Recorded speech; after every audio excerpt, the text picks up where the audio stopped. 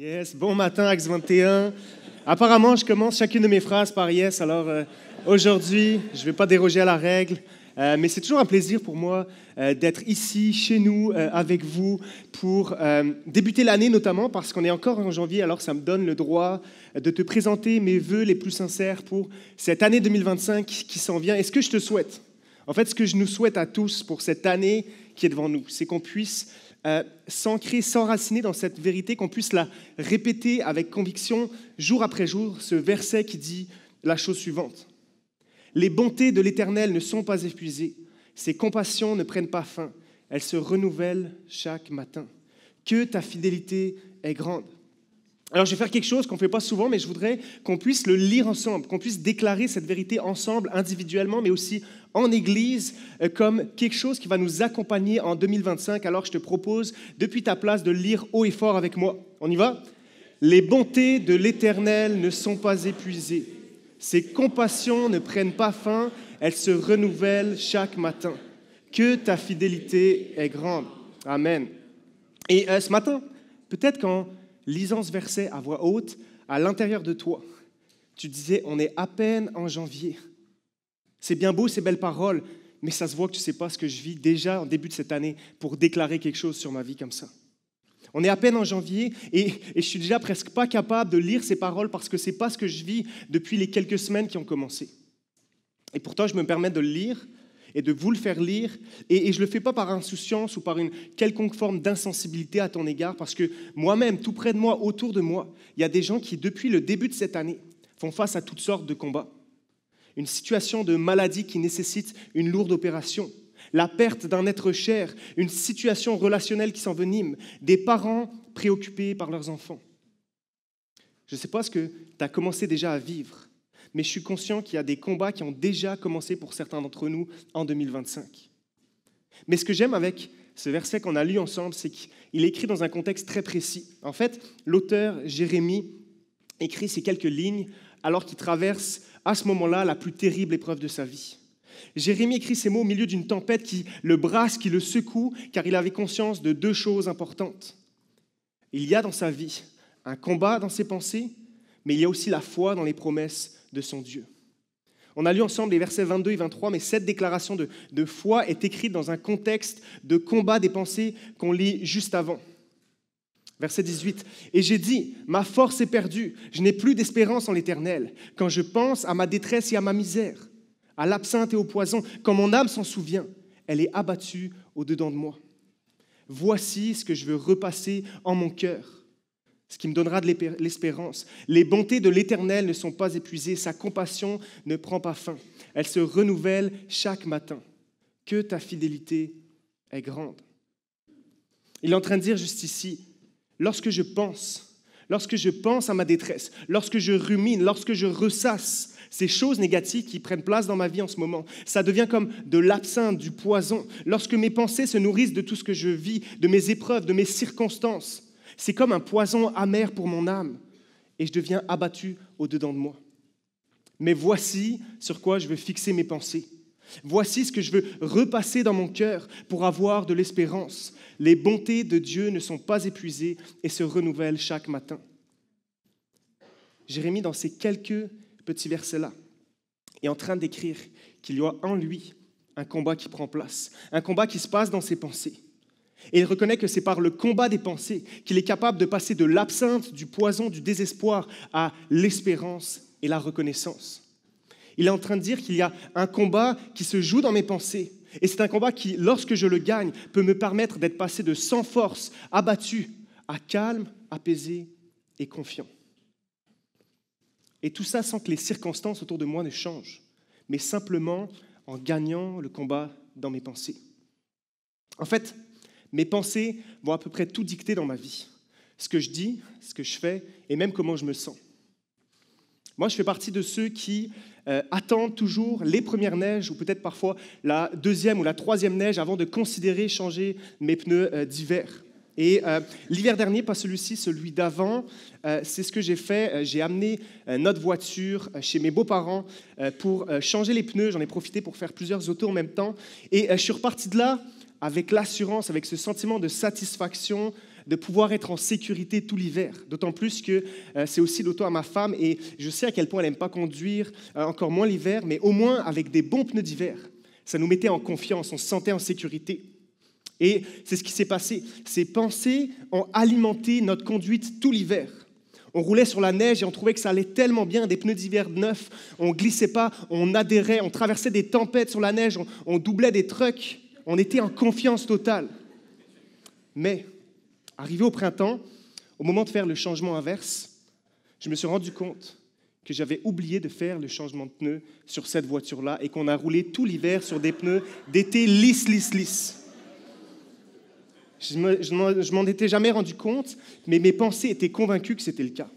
Et je ne vous le raconte pas comme un bon conseil pour économiser sur 4 pneus d'hiver, mais je vous l'illustre parce que c'est la puissance de mes pensées. Lorsqu'elles sont nourries dans une certaine direction, elles peuvent aller jusqu'à défier les lois de la physique. Et de manière plus sérieuse, c'est le philosophe et écrivain James Allen qui va le dire de cette manière. L'homme est littéralement ce qu'il pense, son caractère étant la somme totale de toutes ses pensées. Vous le savez peut-être, mais lorsque je sème une pensée, je vais récolter une valeur. Lorsque je sème une valeur, je vais récolter une mentalité. Lorsque je sème des mentalités, je vais récolter des comportements. Lorsque je sème un comportement, je vais récolter des habitudes et des attitudes. En d'autres mots, lorsque je sème une pensée, je vais récolter une destinée. Parce que comment je pense détermine non seulement qui je suis, mais aussi qui je vais être. Et ça, c'est une réalité. Ma vie va toujours prendre la couleur de ce qui se passe là-haut, de mes pensées. Et ça, c'est rien de nouveau comme principe, parce que la Bible nous enseigne exactement la même chose. Dans Proverbe 23, verset 7, « Tel un homme pense dans son cœur, ainsi sera-t-il. » Et je crois que c'est une bonne chose dans notre société actuelle qu'on s'intéresse de plus en plus à ce qui se passe là-haut dans nos pensées, parce qu'elles sont le siège non seulement de nos émotions, mais aussi de nos décisions. Elles influencent la manière dont on perçoit le monde, les choix que l'on prend, mais aussi le type de relations qu'on peut mener les uns avec les autres. Et l'arrivée, ou plutôt l'accessibilité grandissante des soins de santé mentale est si précieuse et si importante au Québec. En fait, la psychologie aujourd'hui est un des outils les plus bénéfiques pour notre santé. Et ce qui est intéressant, c'est que la racine étymologique du mot psychologie, c'est littéralement l'étude du discours de l'âme. En fait, la psychologie se penche sur comprendre ce qui se passe à l'intérieur, comprendre le combat de mes pensées et comment il va affecter toute ma vie. Si tu regardes la télé, tu as certainement vu passer depuis le début de l'année cette publicité qui tourne en boucle, Belle cause pour la cause, qui est en fait un appel aux dons massifs pour les organismes qui prennent en charge la santé mentale chez les jeunes. Pourquoi ? Parce que les études les plus récentes dans ce domaine-là ont démontré qu'un jeune sur 4 a déjà une fois au moins pensé au suicide. Et que le suicide, en ce moment, chez les 16 à 24 ans, est la cause numéro 1 de décès chez les jeunes au Canada. C'est littéralement un appel à l'aide face à la réalité qu'il y a réellement un combat dans nos pensées pour nos vies. Et ces statistiques ne se limitent pas malheureusement chez les jeunes parce qu'au Québec en ce moment, environ 39% de la population se situe à un niveau élevé sur l'échelle de détresse psychologique. Alors la guerre dans nos pensées, ce n'est pas juste un petit accrocheur pour notre thématique, c'est en réalité beaucoup plus profond que ça parce que c'est une réalité pour chacun d'entre nous. En fait, on y est tous confrontés à un moment certain dans nos vies, dans une certaine mesure, à une certaine échelle. Pour chacun d'entre nous, il y a peut-être en ce moment où il y aura dans nos pensées un combat à un moment ou à un autre. Et si on regarde de plus près, ce combat-là peut se manifester dans bien des domaines très variés de notre vie. Pour certains, dans le domaine des relations, ce sont ces pensées qui tournent en boucle et qui me disent « J'ai l'impression de ne pas trouver ma place dans ma famille, dans mon cercle d'amis. Est-ce que cette personne que j'aime tant me respecte vraiment? Pourquoi telle personne m'a traité de cette manière? Pourquoi, alors que je suis entouré, parfois je me sens si seul? Est-ce que je suis remarqué et aimé des gens qui m'entourent? » Ça, ce sont des pensées qui vont nourrir l'amertume, la jalousie, l'insécurité ou parfois la solitude. Pour d'autres, ce combat va se jouer dans la sphère professionnelle. Ce sont des pensées de performance ou de ce type-là qui me disent « Est-ce que je suis à la hauteur? Et si je faisais une erreur? Et si on voit que j'ai fait une erreur?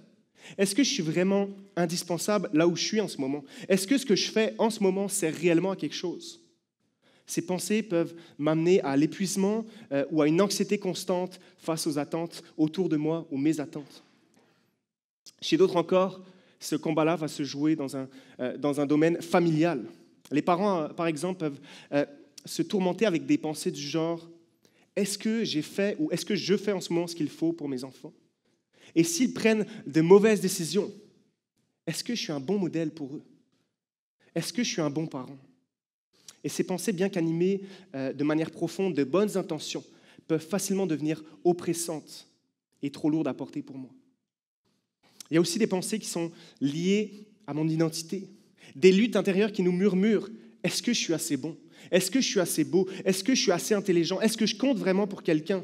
Quel est le sens de ma vie en ce moment? » Ça, ce sont des batailles silencieuses, souvent cachées, mais qui touchent profondément notre perception de nous-mêmes. Et pour certains, ce combat des pensées peut prendre aussi une dimension spirituelle. Ce sont des moments où est-ce que tu te demandes, est-ce que Dieu m'écoute vraiment? Est-ce qu'il se soucie réellement de moi, comme on me l'a appris depuis toujours? Est-ce que je suis sûr de ce que je crois? Où est passée ma foi et mon zèle d'il y a quelques années lorsque je me suis converti?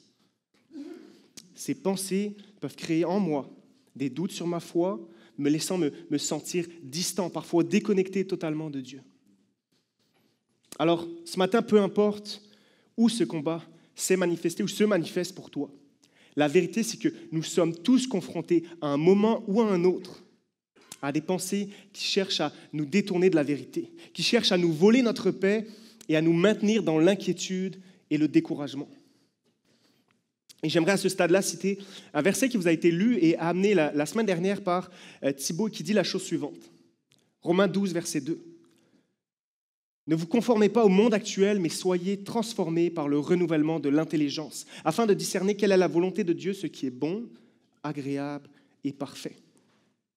Dieu veut nous extirper de nos inquiétudes, veut nous extirper de nos doutes, de nos découragements, pour nous amener dans sa volonté qui est bonne, agréable et parfaite.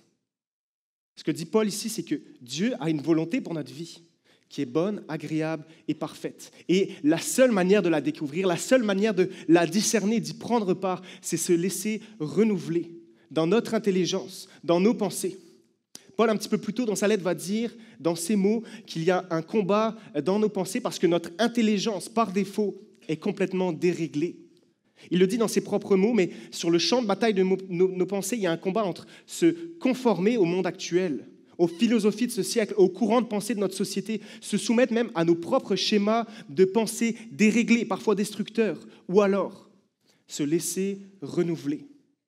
Et c'est exactement là que le combat de nos pensées prend place. Et la spécificité de ce combat-là, c'est qu'il ne se gagne pas simplement une fois pour toutes. Au moment de notre conversion, je suis renouvelé une fois pour toujours, une fois que je me convertis, mais la réalité, c'est que c'est un combat qui prend place dans chaque saison de ma vie. Il prend place à chaque jour, il prend place pour certains à chaque heure, à chaque minute. C'est un processus constant. Soit je me conforme, soit je me laisse happer par les pensées du monde et mes propres pensées, soit je suis transformé par le renouvellement qui va me permettre de faire et de vivre la volonté bonne, agréable et parfaite de Dieu pour ma vie. C.S. Lewis l'a dit une fois de cette manière.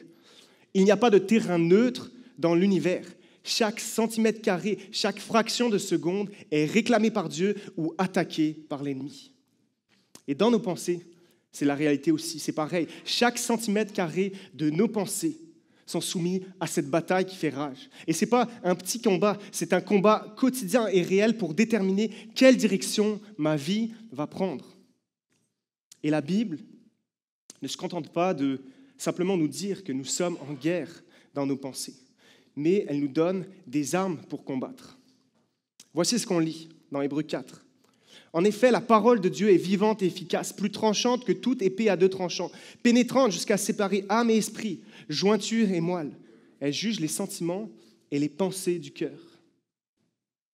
L'auteur dit ici, dans le combat de tes pensées, la parole de Dieu est ton épée.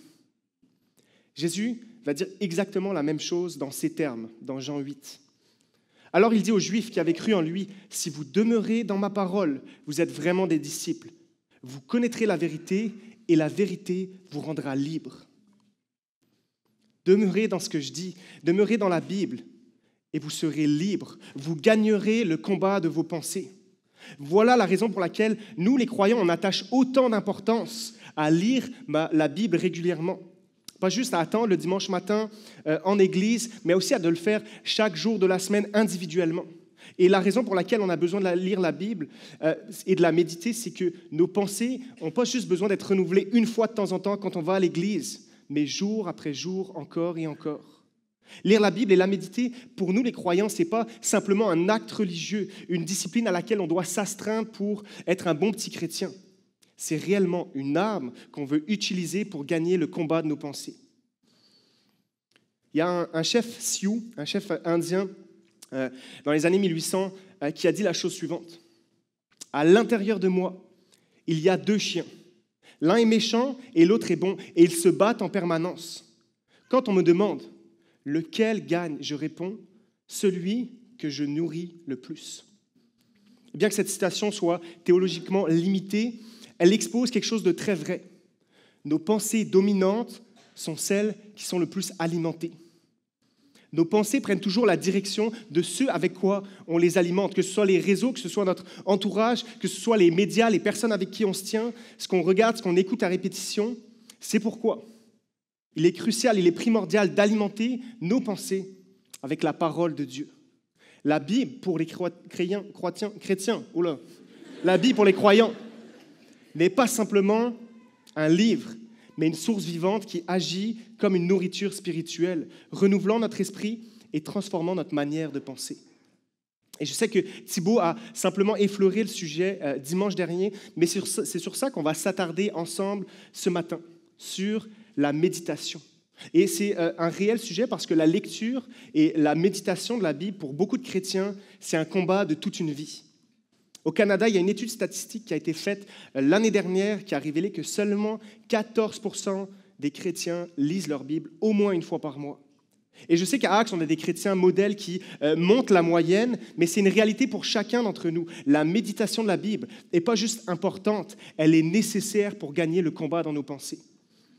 Alors ce matin, on va se pencher sur cet aspect-là en particulier en lisant ensemble un texte qui se trouve au premier psaume, au tout début, les premiers versets, et voici notre direction ce matin. Pourquoi méditer? Qu'est-ce que la méditation? Et finalement, comment le faire? Alors on lit ensemble le psaume 1, verset 1. « Heureux l'homme qui trouve son plaisir dans la loi de l'Éternel et la médite jour et nuit. Il ressemble à un arbre planté près d'un cours d'eau et il donne son fruit en sa saison et son feuillage ne se flétrit pas. Tout ce qu'il fait lui réussit. Les méchants, au contraire, ressemblent à la paille que le vent disperse. Heureux l'homme qui médite la loi de l'Éternel. » Ou dans d'autres traductions, « Béni soit celui qui médite. » En fait, le mot hébreu ici est encore plus puissant, encore plus profond, parce qu'il est en train de décrire un état de plénitude, un état de satisfaction complète qui découle du fait de méditer la loi de l'Éternel. Là où toi et moi, dans le fleuve de notre vie, on est soumis à des vagues qui nous amènent de tous bords, de côtés. Là où à l'intérieur, on vit parfois sur un champ de bataille, ce psaume nous enseigne qu'il y a dans la méditation biblique une clé pour vivre dans la plénitude, la satisfaction, pour vivre un épanouissement et un apaisement dans notre âme. Et le psalmiste va mettre cette idée en perspective en utilisant une comparaison, une métaphore. Voici ce qu'il dit à propos de celui qui médite. Il ressemble à un arbre planté près d'un cours d'eau. Il donne son fruit en sa saison et son feuillage ne flétrit pas. Les méchants, au contraire, ressemblent à la paille que le vent disperse. La paille, ou même l'ivraie, comme le dit le texte original, c'est l'enveloppe. C'est ce qui recouvre la semence lorsque tu récoltes du blé ou d'autres grains. Et c'est de quoi de très léger, de très superficiel, facilement dispersé par le vent, en opposition à un arbre qui est solide et ancré dans le sol. Ce que le psalmiste est en train de dire ici, c'est qu'une personne qui apprend la discipline de la méditation est comme un arbre, c'est-à-dire quelqu'un de solide, plutôt que d'être comme une paille légère qui se disperse facilement. Il dit ici, la méditation te permet de devenir une personne de substance plutôt que de vide. Et l'auteur ici décrit une vérité pas toujours facile à accepter. Chacun d'entre nous, on a cette tendance à être en partie superficiel. Et je ne veux offenser personne parce que je le reconnais dans ma vie, premièrement. Mais c'est une réalité. On a chacun cette tendance à rechercher, à être perçu par les autres d'une certaine manière. Il y a comme un décalage entre qui on est vraiment et ce qu'on montre aux gens autour de nous. Et ceux qui sont mariés le savent, c'est souvent la personne, ton époux, ton épouse, c'est la personne que tu aimes le plus, mais aussi la personne avec qui il y a le plus de possibilités, de risques d'une grande tension, parce qu'avec le temps, tu ne peux plus vraiment sélectionner ce que tu montres à l'autre personne. En fréquentation, c'est plutôt facile de choisir ce que je vais révéler. Mais si vous demandez à ma femme, elle a découvert et elle découvre encore aujourd'hui un Nathan bien différent de celui pour lequel elle a signé il y a quelques années. Pourquoi ? Parce que c'est réel, il y a comme un décalage entre qui on est à l'intérieur, dans nos pensées, et l'image qu'on projette aux autres autour de nous. Et pourquoi je vous parle de ça ? Parce que c'est une partie du combat qui prend place dans nos pensées. En fait, c'est une réalité psychologique qui est reconnue scientifiquement et qui s'appelle la dissonance cognitive. C'est un gros mot pour exprimer ce décalage entre qui je suis et ce que je voudrais que les autres croient de moi. C'est une des raisons pour lesquelles les réseaux sociaux sont largement utilisés, très populaires et grandissent encore, parce que c'est le meilleur endroit pour projeter une version idéalisée et travailler de qui je suis. Je suis quelqu'un de différent que ce que je voudrais que les autres pensent de moi. En fait, une étude publiée dans un journal de psychologie a révélé que les personnes qui vivent avec une forte dissonance cognitive, un fort décalage, présentent des niveaux plus élevés de stress, de symptômes de dépression et de burn-out, parce que ce décalage entre l'intérieur et l'extérieur, ces masques qu'on porte pour soit s'avantager, soit pour se protéger, finissent par être trop lourds et trop néfastes pour nous.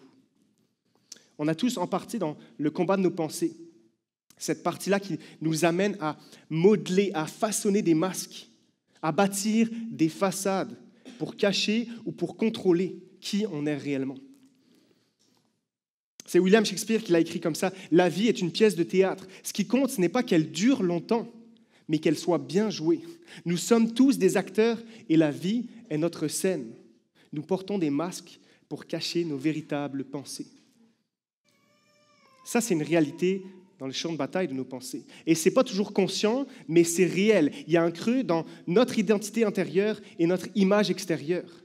Mais voici ce que l'auteur de nos psaumes est en train de dire. Celui qui prend plaisir dans la loi de l'Éternel et qui la médite n'est pas juste une paille, n'est pas juste une enveloppe superficielle et vide, mais il est comme un arbre solide et entier fait d'une seule matière. Autrement dit, il ne se soucie plus de qui il est superficiel, de ce que les autres peuvent voir de lui, mais il sait qui il est et il l'assume complètement. Il n'est plus creux comme une paille, mais il est solide comme un arbre. La méditation vient effacer, vient gommer ce décalage pour faire de moi cette personne de substance qui est vraie, qui n'a plus besoin d'être approuvée, qui n'a plus besoin d'être superficielle et de rechercher l'approbation des autres. Voici une autre promesse que ce psaume nous dévoile. Il ressemble à un arbre planté près d'un cours d'eau. Il donne son fruit en sa saison et son feuillage ne flétrit pas. Un arbre dans la nature, mais qui est loin de toute source d'eau, va dépendre de la pluie, va dépendre des conditions météo pour survivre et grandir. S'il pleut régulièrement, tout va bien aller, il va poursuivre sa vie correctement, il va grandir, porter du fruit un jour, mais quand la sécheresse va arriver, il va commencer à dépérir. Ses feuilles vont tomber, ses branches vont devenir fragiles, et il va simplement lutter pour rester debout. Mais dans notre passage, on nous parle d'un arbre un peu particulier parce que celui-ci est planté près d'un ruisseau. Ça veut dire que peu importe si la pluie tombe ou non, ses racines sont constamment plongées dans l'eau dont il a besoin.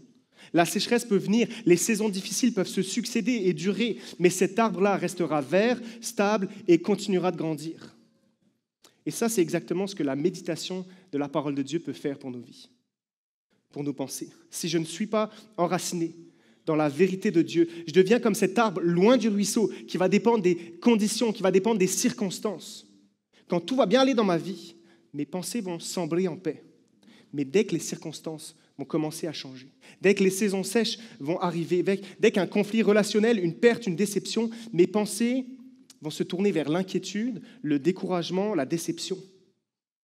Je vais être soumis ou parfois submergé par mes pensées négatives, d'autocritique, de stress, de frustration, d'amertume. Je vais être ballotté par le vent de mes émotions et les circonstances extérieures. Mais si je suis comme cet arbre planté près du ruisseau, mes pensées ont une source constante de vie, de paix et de stabilité. La méditation de la parole m'aide à avoir accès à ce dont j'ai besoin chaque jour, à cette eau vive, peu importe ce qui se passe autour de moi. Mes pensées ne sont plus prisonnières ou soumises à mes circonstances de vie, à mes conditions météo, mais elles trouvent leur ancrage dans la vérité de Dieu qui, elle, ne change jamais, qui m'assure la paix, la joie, l'espérance, quelles que soient les circonstances de ma vie. Voilà pourquoi méditer.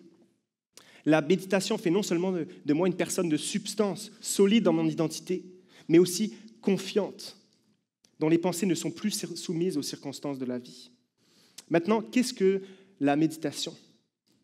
La semaine dernière, Thibaut nous disait que quand le monde nous parle en général de méditation, on a cette pensée que c'est de faire le vide dans notre tête, dans nos pensées, le vide dans notre esprit. Et je suis certain que c'est vrai qu'il y a du bon, il y a de quoi d'apaisant à faire le vide, mais il y a un problème, c'est que c'est complètement temporaire, parce que tu finis ta période de méditation et tu repars dans ta journée et les pensées vont revenir te submerger et tu n'auras goûté que très succinctement à cette forme de paix, qui est très limitée parce que tu t'es simplement échappé le temps d'un instant à la réalité. Mais lorsque tu y retournes, tout redevient comme avant. Mais la méditation biblique, ce n'est pas de faire le vide. En fait, c'est l'inverse. C'est de se laisser remplir, c'est remplir son esprit avec la vérité de Dieu. Et le psaume 1 qu'on a lu ensemble nous enseigne aussi sur la nature, sur ce que c'est que la méditation biblique. En fait, les psaumes, de manière générale, c'est un gros recueil, un ensemble de prières écrites et adressées à Dieu. Et les psaumes ont été travaillés, ça veut dire qu'ils ont été écrits à différents moments, mais ils ont été travaillés, agencés, assemblés ensemble pour faire un livre. Et le psaume 1 a été mis en tout premier comme une sorte d'introduction à ce qui allait se passer dans le reste du livre. Pourquoi? Parce que le psaume 1 parle de méditation. Et que la méditation, c'est comme une introduction à ma vie de prière. La méditation va me préparer à un type de prière profonde qui va pouvoir me transformer et qui peut faire la différence dans le champ de bataille de mes pensées. Tu le sais sûrement, mais dans une conversation entre deux personnes, il y a toujours quelqu'un qui commence la conversation, quelqu'un qui donne la direction, et c'est lui qui commence en général, qui choisit le sujet de ce dont on va parler. Et j'ai appris depuis que je suis au Québec ici qu'en général, le sujet à 80% du temps de conversation, quand tu commences une conversation avec un Québécois, ça va être les Canadiens et leur défaite de la veille. Et c'est pour ça que cette année, je me suis abonné à RDS pour pouvoir suivre leur saison. Mais la personne qui commence en face de toi la conversation a un réel pouvoir sur son orientation. Et dans nos conversations avec Dieu, c'est sensiblement la même chose. Il y a un type de prière qu'on appelle la prière d'appel. C'est quand moi, je commence la conversation avec Dieu. Dieu, j'ai besoin de toi aujourd'hui. Dieu, je vis telle chose où je suis en difficulté. Dieu, j'espère que tu es avec moi. Dieu, je te remets cette situation. Je fais appel à toi ou je te prie pour cette personne. Ça, c'est la prière d'appel et c'est tellement important dans notre vie chrétienne et on veut et on doit le cultiver.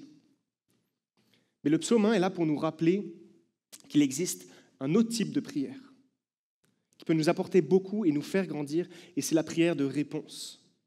C'est-à-dire une prière en réponse à quelque chose que Dieu a dit dans sa parole que je viens de lire. La prière qui se base sur l'écoute de ce que Dieu me dit. La prière comme une réponse. La prière qui laisse Dieu commencer la conversation. La prière qui le laisse choisir le sujet, qui le laisse le donner le ton de la conversation qu'on va avoir avec lui. Et la méditation, c'est la porte d'entrée de cette prière-là.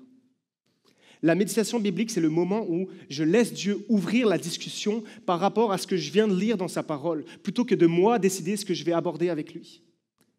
La méditation, c'est de réfléchir à ce que j'ai lu et de réaliser que par ces quelques versets, par ce chapitre, par ce passage, Dieu veut me parler. Dieu a quelque chose à me dire. Et je décide intentionnellement de lui laisser la place et le temps de le faire.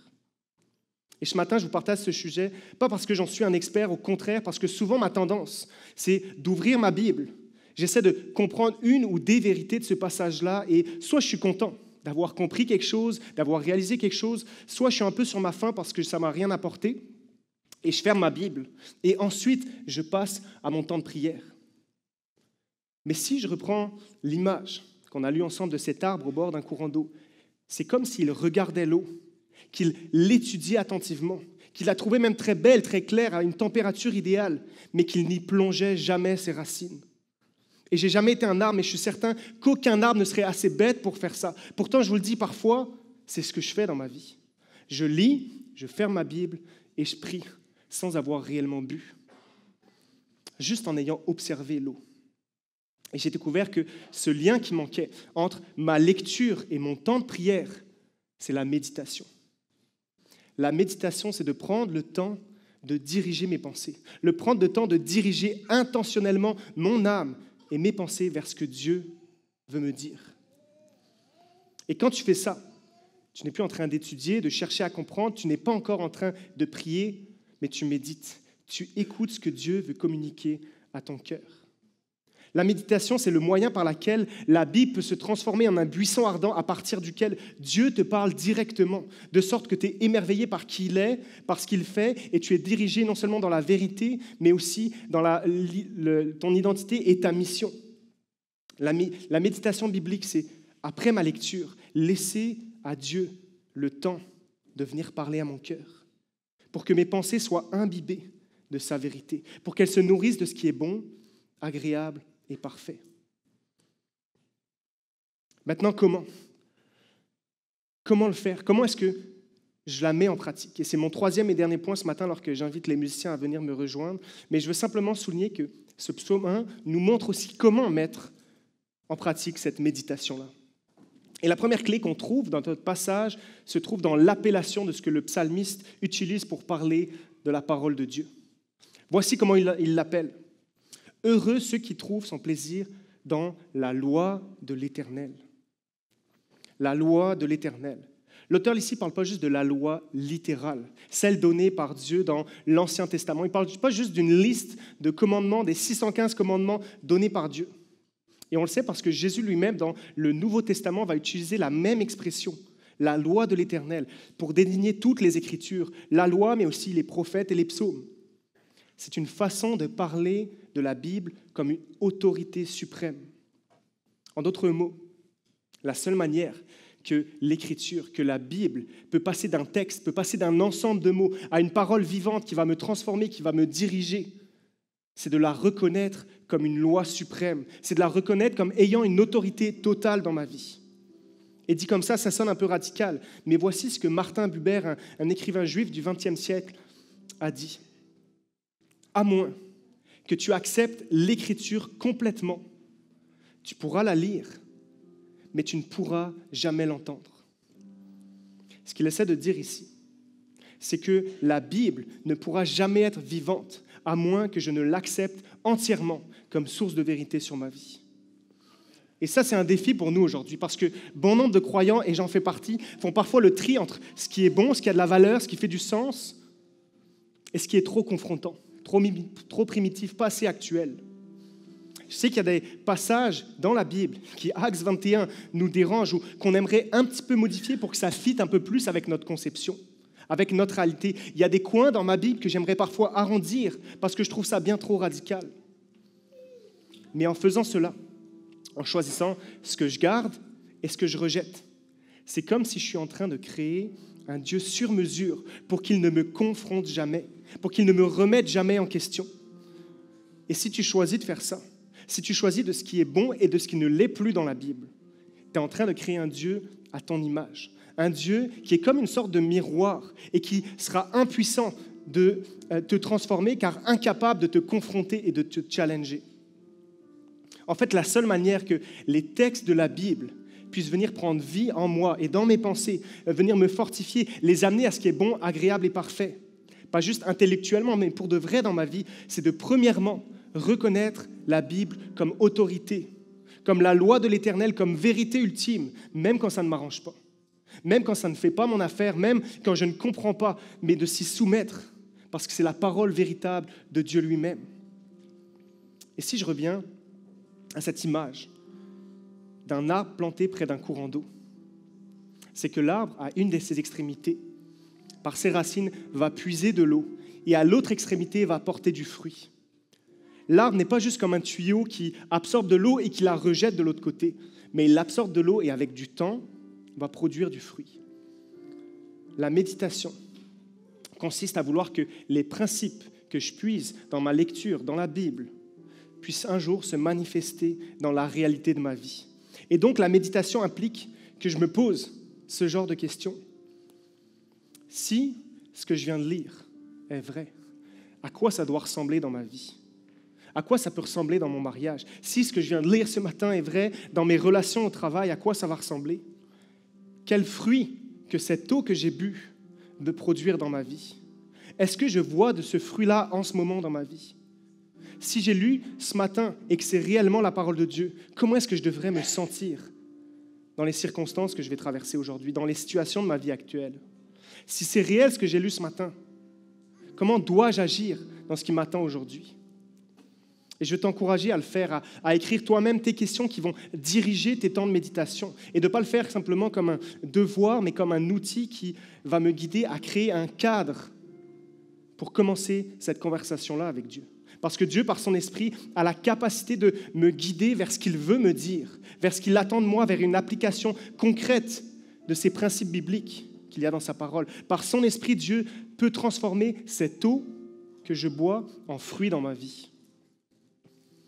Et toujours dans comment le méditer, ça a été prouvé par la neuroscience que ce que tu fais, pas juste dès les premières minutes, mais dès les premières secondes à ton réveil, a un impact sur ton cerveau pour le reste de ta journée. C'est ce qu'on appelle l'effet d'amorçage. En fait, ce par quoi tu commences ta journée établit un cadre mental pour tes pensées, pour ton humeur, pour ton comportement tout au long de la journée. Notre verset ici nous dit « médite jour et nuit ». Et cette expression est souvent mal comprise parce qu'on a l'impression que ça veut dire « médite tout le temps, à chaque instant de la journée, dans la nuit, dans la journée, il faut que tu fasses ça ». Et on sait que c'est une attente irréaliste, mais ça veut simplement dire, dans le texte original, de le faire de manière régulière et disciplinée. Et ça fait du sens avec cet effet d'amorçage dont je vous parle, parce que ce par quoi tu commences ta journée va établir ce cadre mental qui va influencer tes pensées. Si tu commences par lire, par méditer dès le réveil, je suis convaincu qu'à plusieurs moments dans ta journée, tu vas revenir à ce passage, tu vas revenir vers ces vérités et elles vont t'accompagner. Elles vont faire leur chemin dans ton cœur pour pouvoir renouveler tes pensées. Et cet aspect de la discipline, de la régularité, c'est un aspect difficile dont on n'aime pas parler. C'est un aspect important parce que ce dont on parle aujourd'hui, ça ne se développe pas juste du jour au lendemain en le faisant une fois de temps en temps. Ça prend de la discipline, ça prend de la sueur, ça prend de l'intentionnalité, ça prend du temps. Et c'est pour ça que la métaphore, c'est la métaphore d'un arbre qui est utilisée. Parce qu'un arbre, ça met plusieurs années à pousser. Des racines, ça prend du temps à réellement se développer et s'ancrer. Ça prend du temps à grandir, mais avec le temps et la pratique, des petites racines vont former un tronc solidement ancré et stable, non seulement pour lui-même, mais qui un jour va produire du fruit pour les autres autour de lui. Assis ce matin, tu fais partie de ceux qui, en m'écoutant, me disent « Je comprends tout ça intellectuellement, mais je trouve ça bien trop difficile. J'ai déjà essayé de m'astreindre à cette discipline-là, de lire chaque jour. J'ai déjà essayé de le faire, de méditer. J'ai déjà essayé même des plans de lecture. J'ai déjà essayé de le faire avec d'autres personnes, mais je ne suis pas capable. Je ne suis pas équipé. Je n'ai pas le bagage pour le faire. » Je vais nous donner une dernière clé, qui est en fait la clé de voûte de la méditation de la parole. Méditer la parole, c'est simplement vouloir goûter Jésus pour de vrai. C'est le connaître intimement, mais aussi le laisser me connaître intimement. C'est lui donner un droit d'accès total. C'est lui soumettre mes pensées. C'est lui demander de les calmer comme il a un jour calmé la tempête. Et depuis ce matin, alors qu'on parle de ce que c'est que de méditer la Bible, la parole de Dieu elle-même, ce qui est intéressant, c'est qu'il y a un passage un petit peu mystérieux dans le début de l'évangile de Jean, où Jean va nous dire la chose suivante. Au commencement, la parole existait déjà. La parole était avec Dieu et la parole était Dieu. Elle était au commencement avec Dieu. Et la parole s'est faite homme. Elle a habité parmi nous, pleine de grâce et de vérité. Et nous avons contemplé sa gloire. Une gloire comme celle du Fils unique, venu du Père. Dans ce passage, on nous dit que la parole, c'est Jésus lui-même.